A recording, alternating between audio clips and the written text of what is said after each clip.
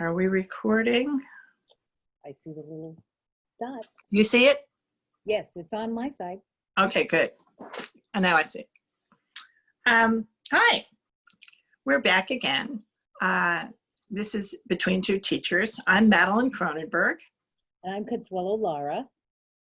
And once again, we're joining you from the ancestral land of the Chochenyo Karkin Ohlone peoples, the sacred land that these people cherished and still do cherish.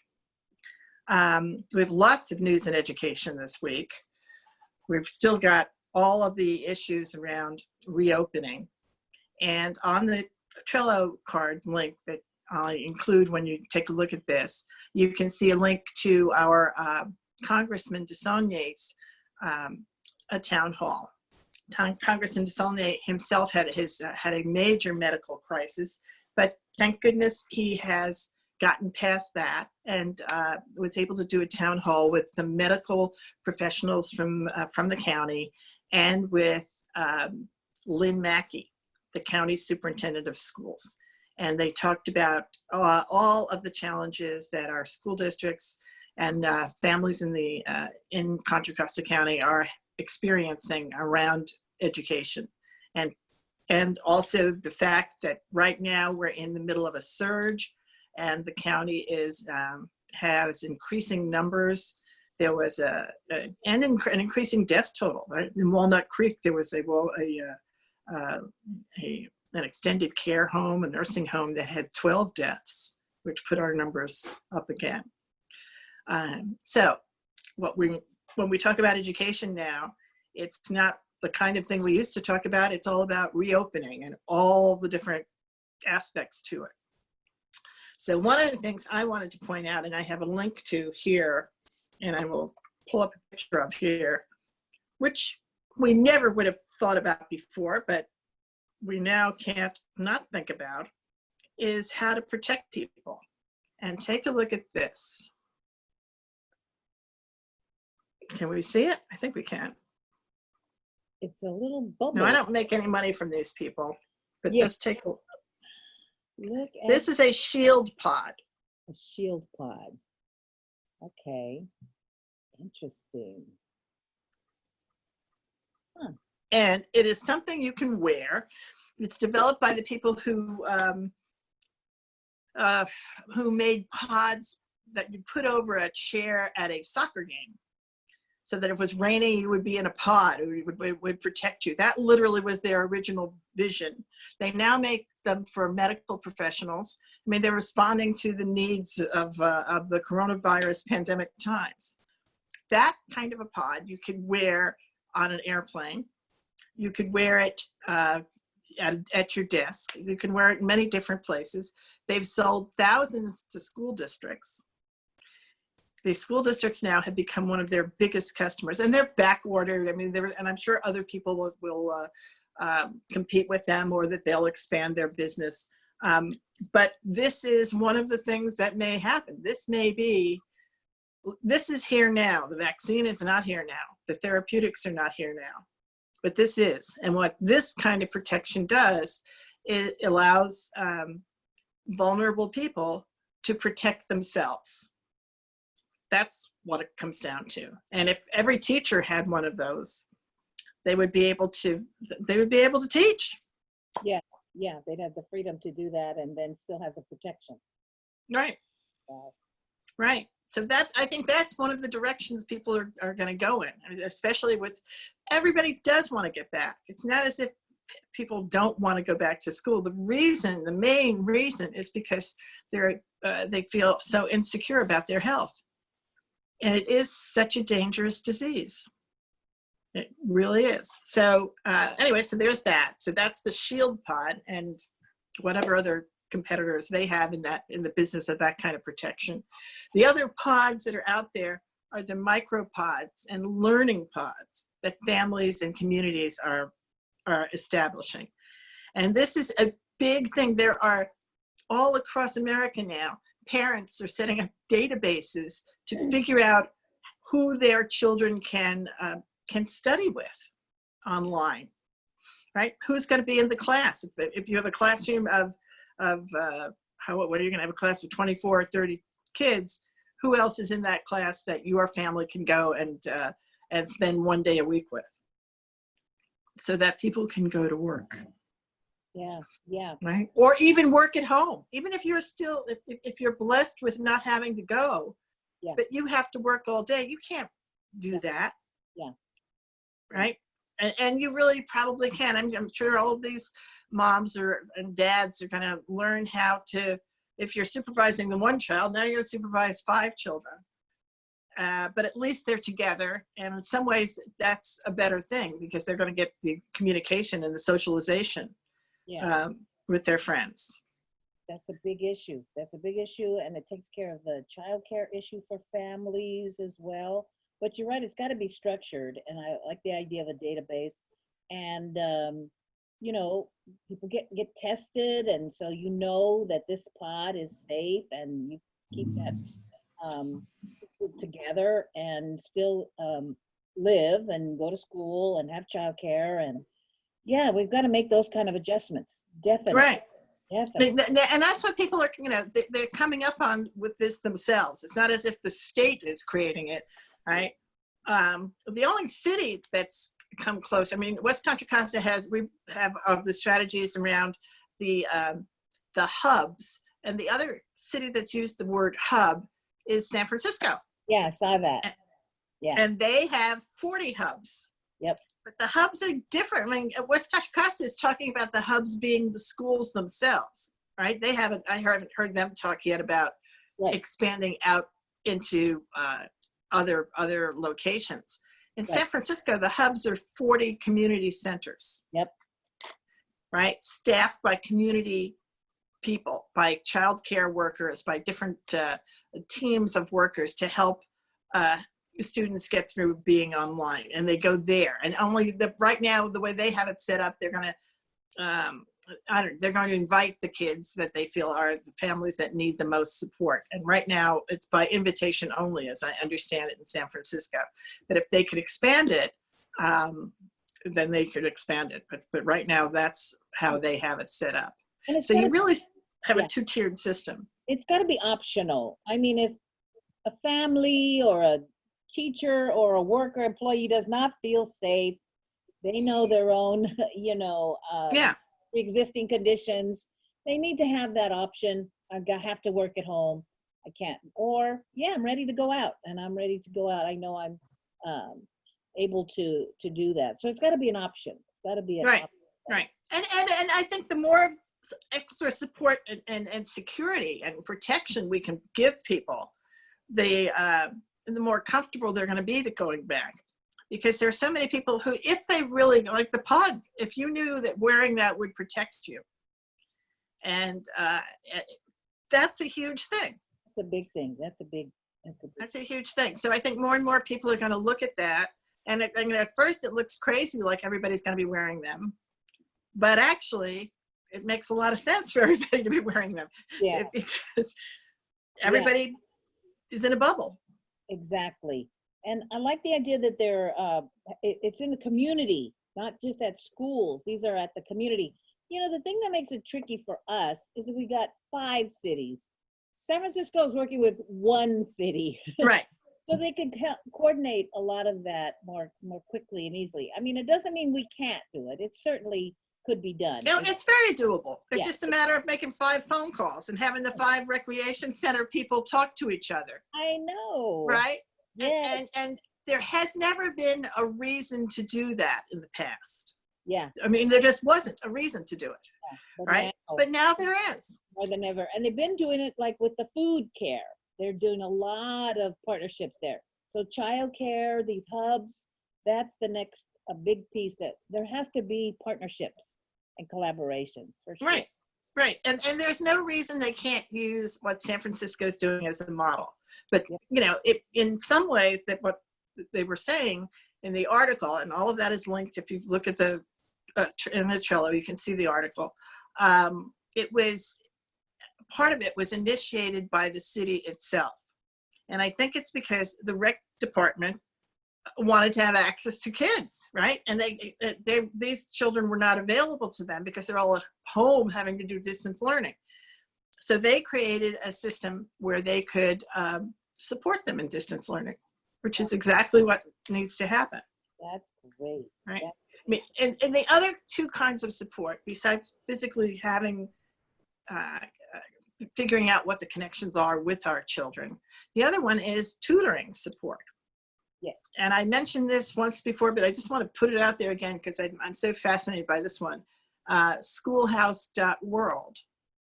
And I think if you really, if you're interested in helping, you can go, anyone who wants to, including high school students, who wants to be a tutor, and you know that you know a subject, you can go on schoolhouse.world and essentially say that, sign up to be a tutor, and you'll be matched with someone in the world who needs you as a tutor.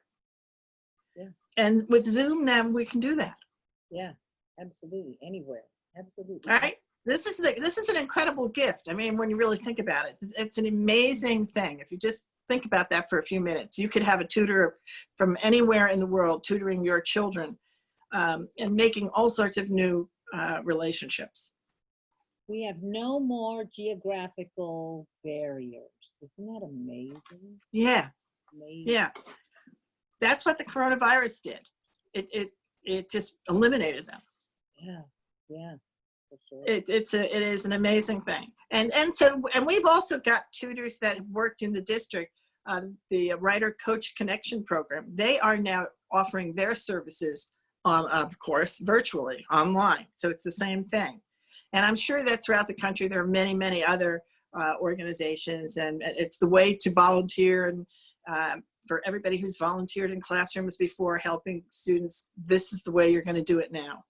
Yeah. And it's just a matter of recognizing that and looking at the best practices for being a tutor. Yeah.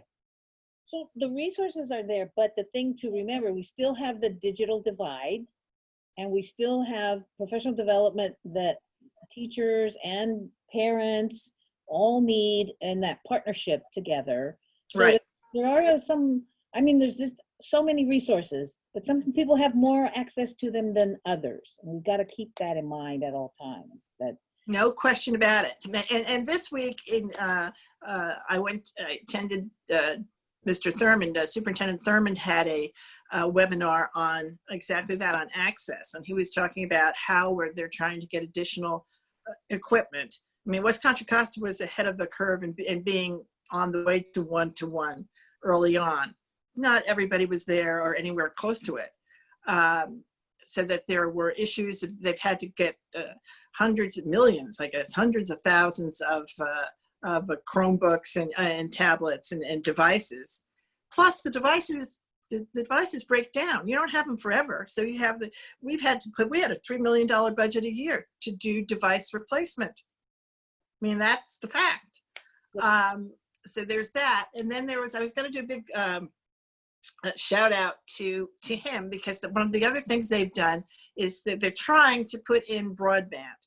We know about connectivity problems. Connectivity problems are everywhere, and you can have great connectivity one day and terrible connectivity the next day. So with the connectivity problems, they're going to work with Caltrans to be able to put in the fiber on the Caltrans right of way. Yeah, that makes so much sense, doesn't it? Yeah, that's great.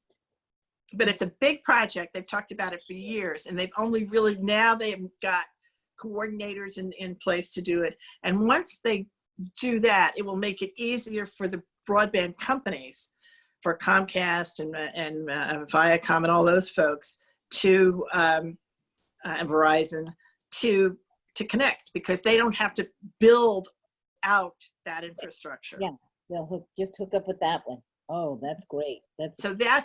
California is definitely doing that, and that is a huge thing. That is a huge thing. And we can say Governor Newsom was on that early, and that's why it's in place. But it doesn't happen tomorrow. It just, it's just in process, and it's been pushed out. So that's an exciting thing. Great. And then the other thing I just want to talk about, the CSU ethnic studies are moving ahead. There's a war in, there's really an ethnic studies war going on. No. You want to come over and be on TV? You want to be on Between Three Teachers? Yeah, Between Three Teachers. Adam is on the phone. Oh, for heaven's sakes, hello, Adam. Everybody says hello. Oh, Adam is out in the world. Adam is in Taos, New Mexico right now, oh, driving back to Louisiana. oh, good for him. Right, where he will get one of these pods to wear in his classroom. Say that. You have something waiting for you. Yes, yes, I bought him a pod. So That's wonderful. he will be in the pod. Yep. I just want to say that CSUs are working on ethnic studies. There's a little dispute with the bill that is now out, and the chancellor has proposed and passed something for the CSUs to be able to do an ethnic studies requirement or a social justice class, either one. Miss Weber, who's got the bill that is going to the governor, has exclusively ethnic studies. She doesn't want it to be supplanted by a social justice class. And it would seem that you could do both, but then that's an additional thing, adding 2 requirements to students. So that's the big conversation around ethnic studies in Sacramento. And it's So that's because the 2 topics are inseparable. You cannot talk about one without the other. And so it's like they're creating this false dichotomy. Let's, derail the efforts. it's really true, isn't it? I mean, that is what they're doing. That is what they're doing. Yeah. But that is what they're doing. Yeah. But it's not holding back the school districts. School districts are moving on. School districts know, and kids are demanding it. And they're going to put those, so they can fight all that over there. Right. But right.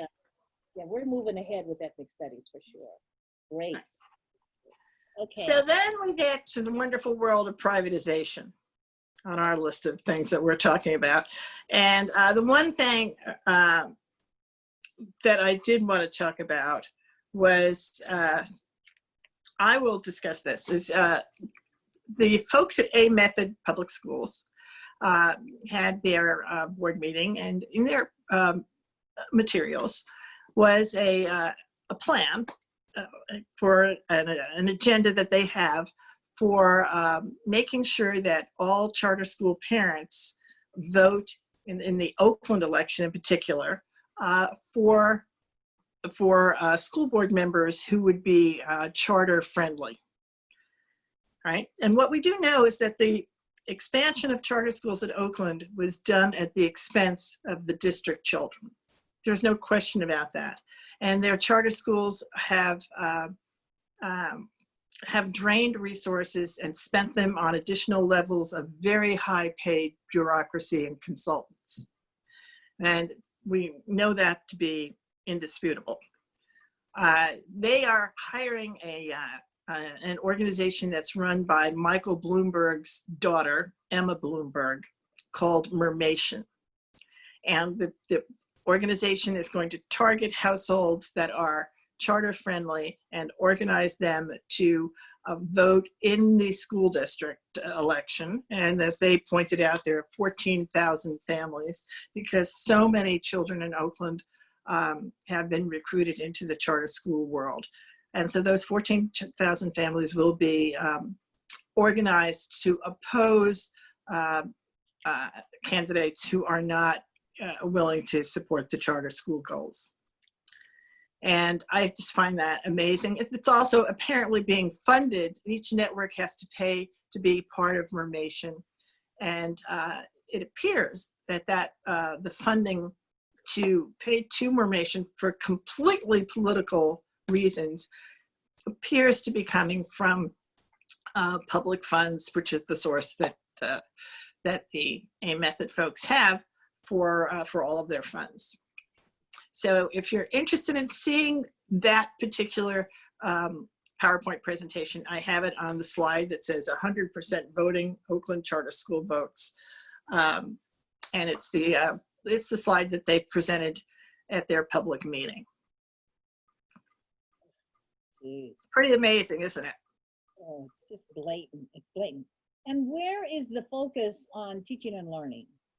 Where is the focus on improving what we have already, public education? No, it's about sucking the life out of it, taking it over. It's about power, greed, control, and perpetuating these money-making machines for people, money-making machines in the name of, oh, with the poor children that we're going to help. And it's all false. It's all just, you know, a money-making scheme for sure. And they zero in, like here in West Contra Costa, really through Go Public schools, they're really zeroing in on taking control of our school district, school board as well. So they are training people. They are, you know, financing them. They are perpetuating this. And I have to say, you know, that Go Public and Donald Trump, there's a connection right there. 1 degree of separation. Remember that movie, 6 Degrees of Separation? Mm-hmm. Connected some way or another. There's only one, and that is the Walton Family Foundation. Gives millions of dollars to Go Public and to Donald Trump. Think, why would that be? They have the same goals. They have the same philosophy. Dismantle public education. Make it private. Use contracts. Make it private. Make it privatized.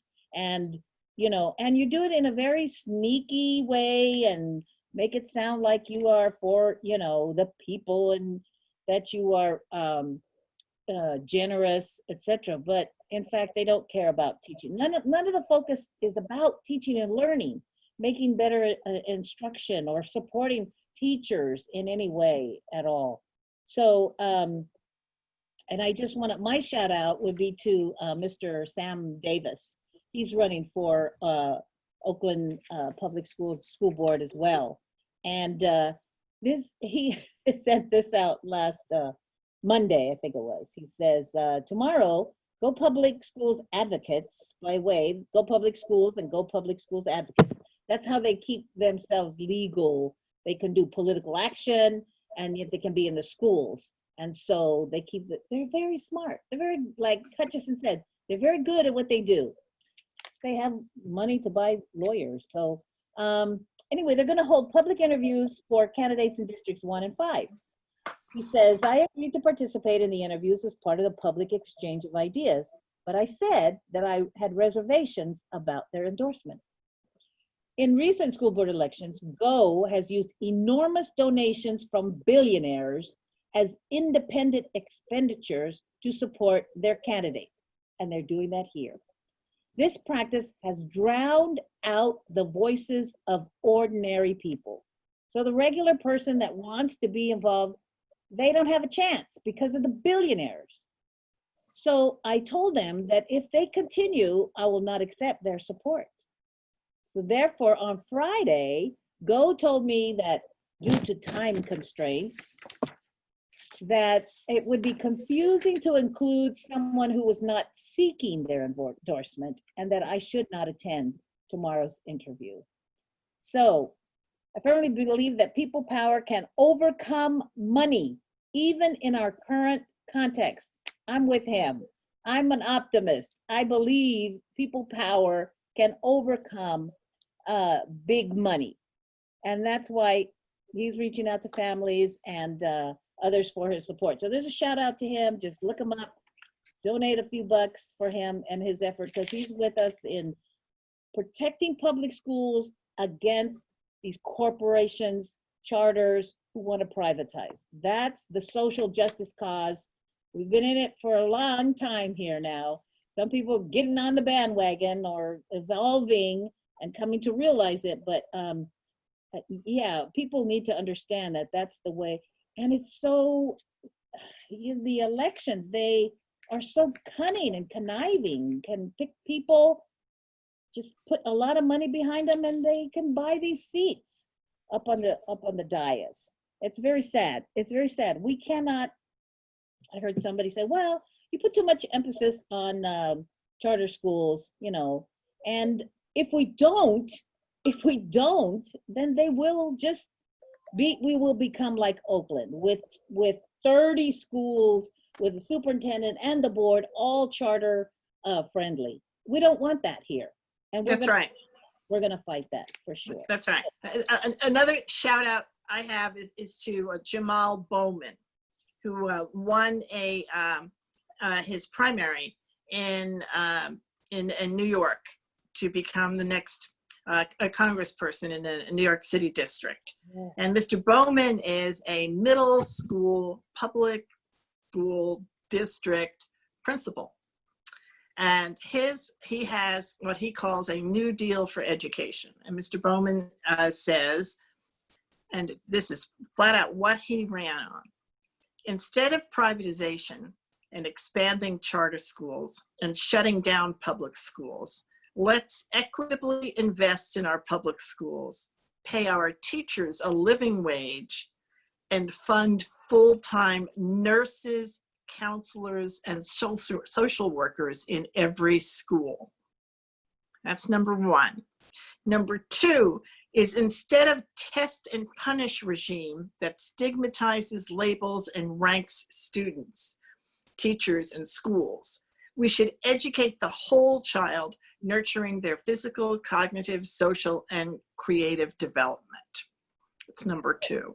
That's it. And number three is, instead of punitive discipline such as suspensions and expulsions, let's invest in restorative justice and trauma-informed pedagogy and care. That's it. There it is, right? So there is an example of someone who is successful and defeated a gentleman who had been in that position for many, many terms. Oh my God. And so it can be done, and it needs to be done, and he called it out. So Mr. Bowman is my shout out for the week. And also, one more shout out to our friend Dawit, who is holding his own event, and his event is called Making the Grade, Grading in the Pandemic. And as a student, he is very interested and is having an event with other students on Zoom on Tuesday at July 28th at 3:30 to discuss the implications and the importance of grading in the pandemic. And I think it's an incredibly wonderful thing that he is taking the initiative to do this. And right? He's something. There's no stopping this guy. No, he is an absolute superstar. Yeah, and Dawit, as many times you want to come up here and share what you're doing, you have an open invitation. We need to hear your voice. And Absolutely. That's and you're working with, that would be great as well. So we're at the end, ready for a comedy from Carlos. Oh yes. Okay. So what kind of joke is allowed during quarantine? I don't know. An inside joke. Stay inside, get it? Stay inside, mask up. All right, here we go. We're ready for the world. Get it up. Pretty soon we'll be putting on our pod, huh? Yeah. Pretty soon we'll be putting on our pots. All right, bye-bye. Okay, bye everybody.